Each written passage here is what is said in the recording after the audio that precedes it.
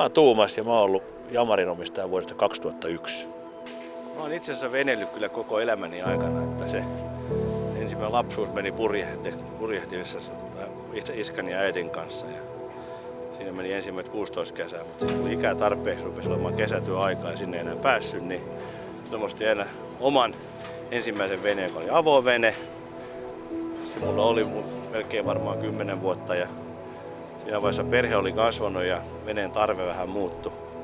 Ja silloin mä ostin sellaisen ensimmäisen Jamarin veneen, joka oli 540 Big Game, joka oli mulla 8 vuotta. No taas perhe oli taas lapset kasvanut ja alkoi tää veneellä olemaan enemmän yksinäisen miehen puuhaa, niin mä halusin vaihtaa venetyyppejä ja löysin ton Day-Cruiser-tyyppisen ja päädyin tähän näin.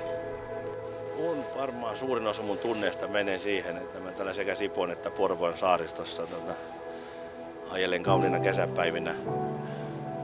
Välillä käyn Porvoossa ja sit meillä sattuu olemaan myöskin se hyvä tilanne, meillä on 2 kesämökkiä, molemmille pääsee veneellä. Totta kai sielläkin sit aina välillä käy.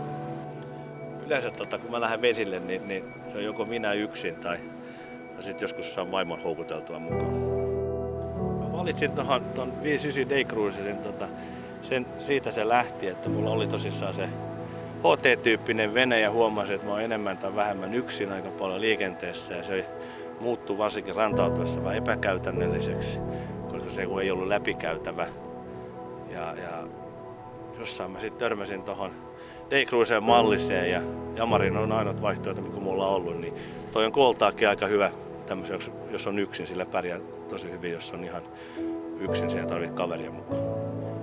Tuohon veneeseen niin mä oon ollut tyytyväisen lähestulkoon kaikkeen. Mulle se on tärkeää, että vene on sekä vesillä turvallinen, sillä pystyy ajaa vaikka sattuukin, että keli muuttuu vähän huonommaksi, niin ei tarvitse pelätä.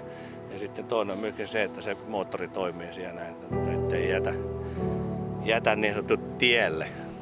Se on se kaikkein tärkein ominaisuus veneessä ja tuohon mä oon tosi tyytyväinen. Ainut mikä mun yksilöstä puuttuu, sen saa lisää varusteena, mutta tässä ei ole, niin yksi on pöytä ja toinen on tuulilasipyyhkiä, mutta molempia saa, jos rahaa pistää pöytään, mutta käytettynä kun nostaa, niin kaikkea ei voi saada.